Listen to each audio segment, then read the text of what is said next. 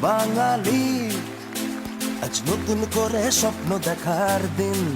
বেতালি বাঙালি, আজ মুছে গেছে মর্ম ব্যথার ঋণ।